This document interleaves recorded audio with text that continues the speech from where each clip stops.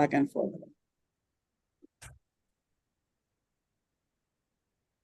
Hello, everybody. Welcome. I'm Flavia Macio, coordinator of the Great Start Collaborative Oakland. We're going to have a conversation today that we hope a lot of parents are going to find interesting. Our topic today is getting ready for kindergarten and summer tips. What can we do during the summer to make sure that we are supporting our children and starting kindergarten and being super confident that first day and being confident ourselves too. So this is our second webinar. The first one we did a couple of weeks ago was called Is My Child Ready for Kindergarten? And you can find it in our social media or on our YouTube channel. It was a very short one, 15 minutes, and we're hoping that this one is going to be between 15 and 20 minutes. But you can find it in our YouTube channel if you want to listen to that webinar too. Our YouTube channel is called Great Start Collaborative. Altogether, Great Start Collaborative. Punch it in. You're going to find our channel. There's a lot of videos that you can watch, and you're going to find our Is My Child Ready for Kindergarten webinar there too. So this one is going to be uploaded there too. So they both are going to be there. If you see this in our social media, you can see it later too. You can share it with your friends and family too. I would like to introduce Dania Stump. She is our early childhood consultant here in Oakland Schools. She leads the kindergarten transition work group of the Great Start Collaborative Oakland. So Dania, would you like to introduce the amazing people who are joining us today? Absolutely. Thank you everyone for joining us, and we hope, as Flavia mentioned, that you find this useful information. On our panel tonight, we have Lisa DiGiulio, who is an elementary and early childhood principal in Madison School District. We have Rachel Worthington Reed, who is a parent and a member of the Great Start Collaborative. We have Cindy Loss Cosworth, who is a kindergarten teacher in Pontiac, and Christine King, who is a Young Fives teacher in Holly. So we are so appreciative of all of their time tonight and being able to support us in getting this great information to you. So we're going to go ahead and jump right in. The first question we had was, what can families do over the summer that will help their children make friends and handle emotions when they start kindergarten? And I'm going to go ahead and throw this one to Rachel to start. Sure. So my son had a hard time with separation even in preschool, so I knew it was going to be an issue going to full day kindergarten. So we did a lot to kind of prep over the summer. The first thing we did is I contacted the principal and we set up a tour for him during the springtime. And then I took a picture of him like in different rooms throughout the school, just to create a social story for him that we could read over the summer, so that we could see a picture of him at the library or in the lunchroom or in the classroom, just to kind of get him accustomed to it and have like that language to talk about it, so he would know what he's walking into in the fall. Another thing you can do is take them to their playground at their elementary, so they get really familiar with that. So at least that's something that's comfortable to them, that is familiar. Also, you could drop them off at like a camp or even at a family member's house or like a play date, just to get them used to that separation piece. And then as it gets closer, you can read books like The Kissing Hand or The Invisible String, which are both about like that separation piece. So that was the main thing that we worked on that was helpful. Rachel, does anybody have anything they'd like to add? Yes, one other thing, I also had the playground thing, because I think that's great, getting familiar with your school's playground. Another thing would be to join your local library summer reading program. I know in Holly they have one where I teach, and they do weekly events, and there's, kids, it might not be from their school, but they're just being around kids and getting used to interacting with other kids and doing, they do fun activities each week, and, you get to go to the library and make friends. So I thought that was another good thing for kids to feel more comfortable about going to school next year. Absolutely. Thank Can you. I ask a question? Because I, as a mom, I don't think I knew what a social story was. So can you explain more what a social story would be for other parents that want to implement that idea? Sure. Yeah, we use them with my son all the time. So it's basically kind of putting them as a character in the book and kind of really walking them through what they can expect. So it might say, "My name is Johnny, and I'm starting kindergarten in the fall." And then the next page might be, "I go to school Monday, Tuesday, Wednesday, Thursday, Friday," because that might be new to them. You could talk about the different rooms, like, "I will go to art in this classroom," or "I will go outside for recess, and this is my playground. This is what it looks like. If it's raining, I will be inside for indoor recess." So it's just kind of like really clearly laying out exactly what they can expect in their day. And I bet that they love the being the main character, right? In Yes. the story. Sure. Oh, and I just did it like in Word. So I would take a like actual picture of him and just very simple Google Doc, nothing fancy, and then I would just print it off. Thank you. To go along with the library, don't forget that you can go to your neighboring libraries too. You don't just have to stick with like Holly. You could go to Waterford. Most of them have reciprocal relationships with each other where you can check out books and stuff like that. I know that Farmington Hills has the most amazing library ever. For teachers and parents alike. And they all have some sort of summer program. I know that Emily at West Bloomfield Library has a great summer program over there. She used to be a preschool teacher, so she's very well aware. And, even Pontiac has a small summer program too. So, but you can use your local library, your other local libraries too. Thank you for that tip. Lisa, did you have anything to add? No, I think everything that's been said has been great. I'm in a unique position in my building. I have the GSRP in the kindergarten. So what we tend to do is we'll take a day where our GSRP students will go into the kindergarten room and they get to meet each teacher. So it makes them a little bit more comfortable when they come back that following school year ready to start. And we take them around the building and, and just being able, I think, to meet the teacher kind of eases their anxiety when they start for real, so. Absolutely. Thank you. So our second question is, what are some self-help skills children can practice over the summer to get ready for kindergarten? And we'll go ahead and start with Christine for this one. All right, thank you. So I made a list of some things. The first thing would be practice opening like lunch and snack items.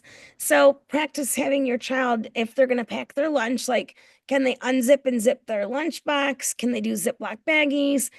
Snack packs that you might have that have the little crackers or fruit snacks, any juice box. Teaching them how to like do the pinch and pull strategy for opening things.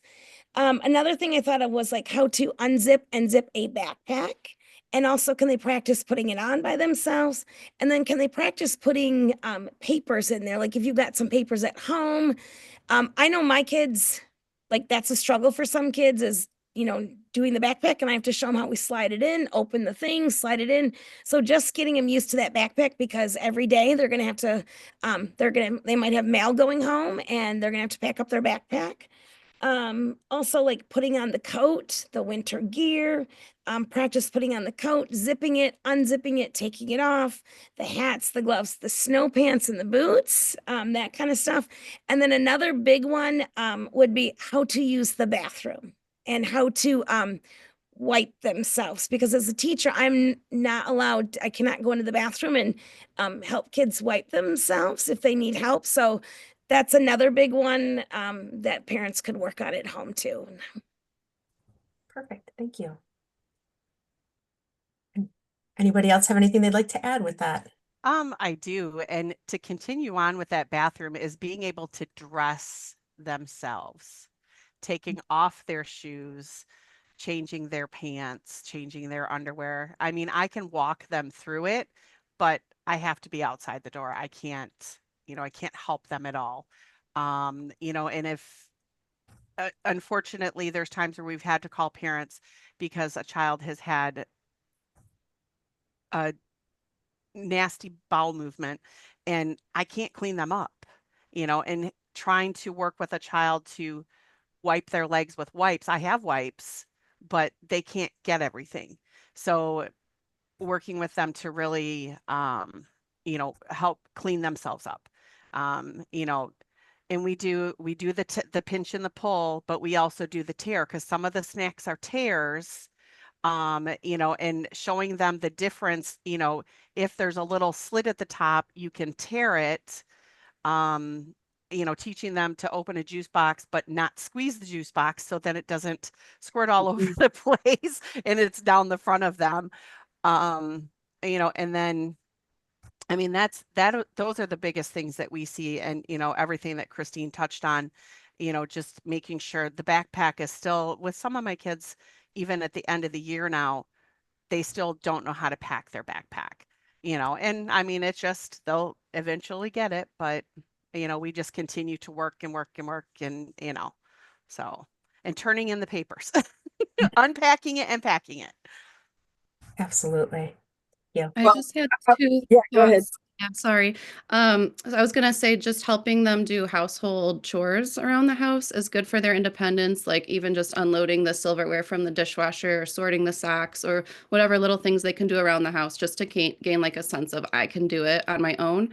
And then also for kids who are really reluctant, like my son who getting himself dressed, he just is not about it. He doesn't want to even try. A game that we would play is you can line up like a bunch of clothes, even like winter gear at the other end of the room. So you could have like mittens, socks, a jacket, whatever. And then you could start at the other end of the room and say, go find something you put on your head. And then they have to run over and put the hat on and run back just to kind of make it a game. And then they can like actually be practicing too. That was the only way to get my son to even want to try that. A great way to do it. I was going to say that these tips are so important because sometimes there are parents that kids are going from a setting that is more like a center based, like childcare that has the preschool, and there are other ratios, there are other things that the care the people who care for the kids are doing for them because they've had them since they're little, right? And it's so important to know it's like, oh, that they don't help you with that in kindergarten. They don't. So for parents to know these very specific things that they can practice at home is so important. So thank you so much for sharing. Also, I was going to say that when you have older kids, it's important to get the thing like the share the papers with mom because sometimes we have middle schoolers and they are still not sharing what they have to share with parents when it comes to papers. So Lisa, did you have something you wanted to add as well? No, just going along with what everybody was saying, you want to build confidence. I mean, and that's what you're going for right there. And once they start to become more confident, you're gonna see a huge change, and they're gonna start. You know, you'll get the I can do it myself now. You know, so it's nice to see that as well. Absolutely. So with that question, we were really talking a lot about those self-help skills, which are a big piece of the kindergarten experience, right? They need to be independent. But what about those academic skills that kids need for kindergarten? That is a big topic that families always want to know. What skills academically should my child have to start kindergarten? So Cindy, we're going to start with you for this one. Oh, wow. Where to start? You know, the biggest thing is being able to write their name.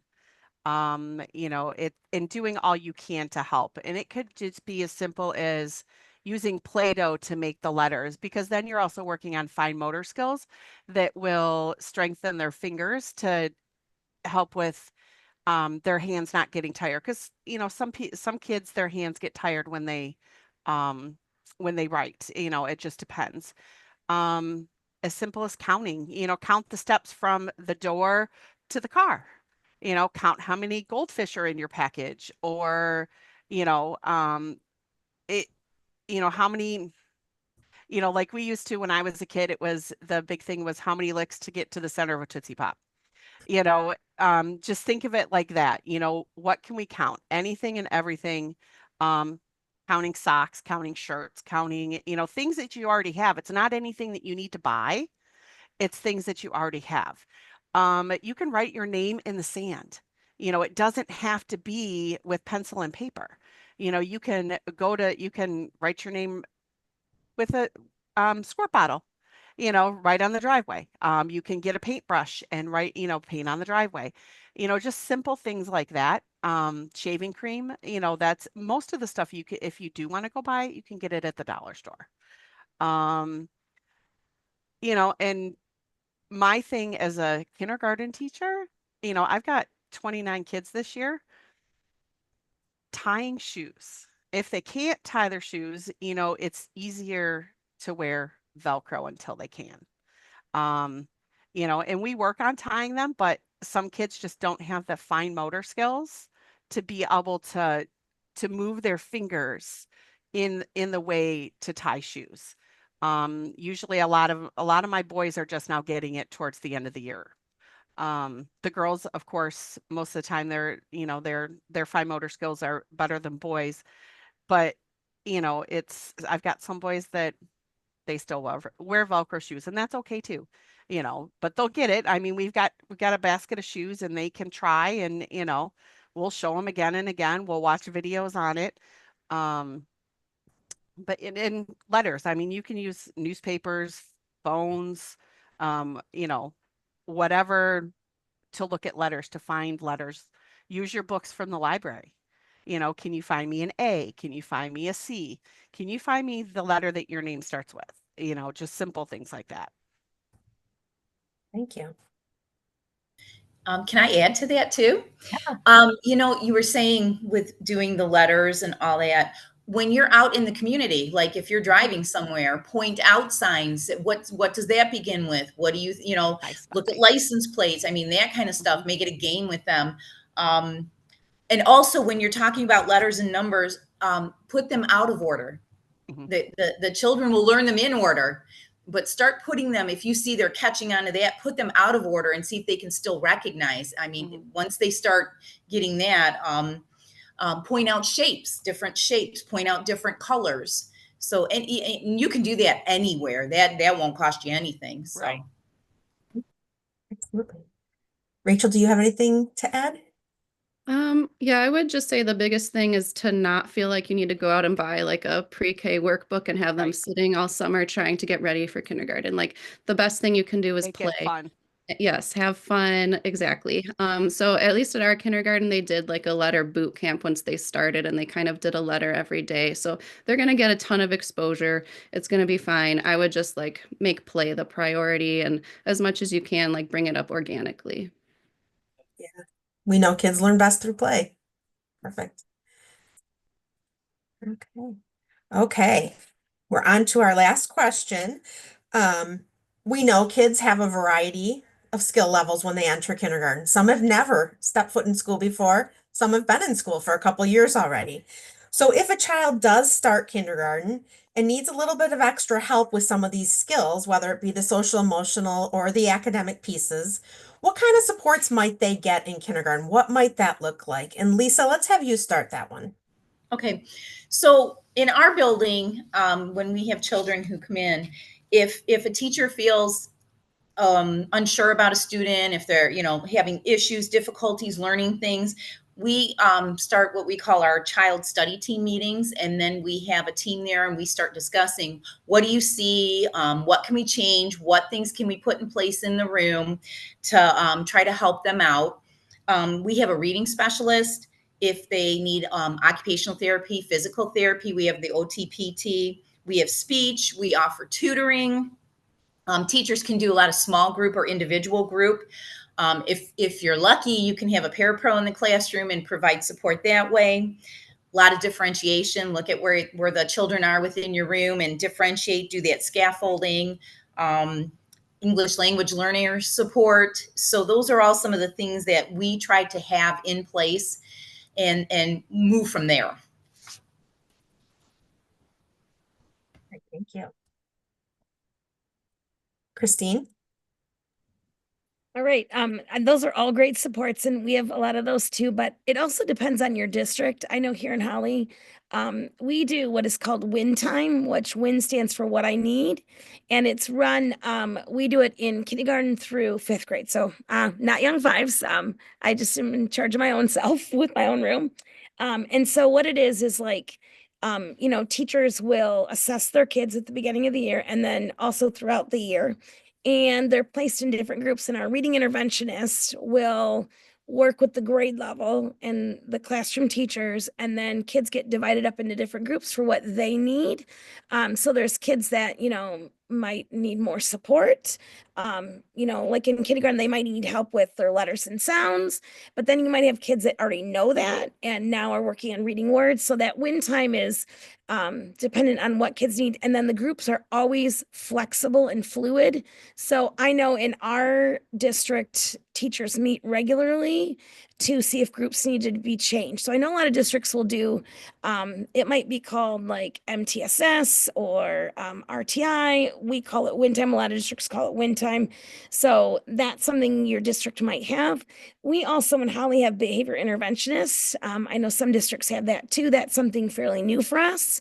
I think we're only going on our second year of that. And that's another support for kids that might need a little help with like their behavior, even friendship, groups like that. So that's just another support. So it all depends on your district. And that's something to ask when you are enrolling your child. What does that school district offer? What supports they offer for your child?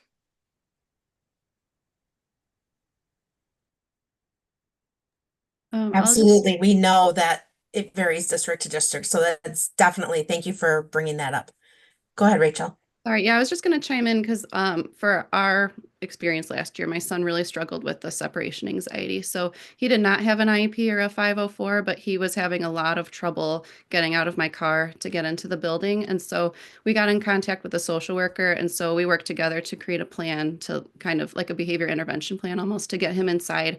And then she also sorry, I lost my train of thought. Oh, she put him on her caseload for Worry Warriors group. And so he did get a lot of support, even though he wasn't like on paper as like a 504 student. But of course, that's going to vary by the school. But the bottom line is to not be afraid to reach out if your child is struggling, because I think a lot of times parents feel like they don't want to bother the teacher or they don't want to be like the squeaky wheel, but you're their best advocate. So if something is just not working, like don't be afraid to reach out because they can set you up with the resources that you need. Yeah, definitely. All right. Well, those were our 4 questions for this evening. I hope that you find some helpful information within this talk, and we appreciate all of your time. Thank you again so much for supporting this recording. Have a good night, everyone. Thank you. And if you are watching this video and you find it valuable, but also you have more questions for experts like these amazing people that are with us today, please, whether you're on our social media or on YouTube, leave your comment, because we want to make sure that we are supporting parents and the needs that they are facing. And when in this transition time from preschool to kindergarten, if there are topics that you want us to talk about, please let us know. We would love to do another webinar about the things that you're interested in or the things that you want to know more about. So thank you for joining us today, and we'll see you next time.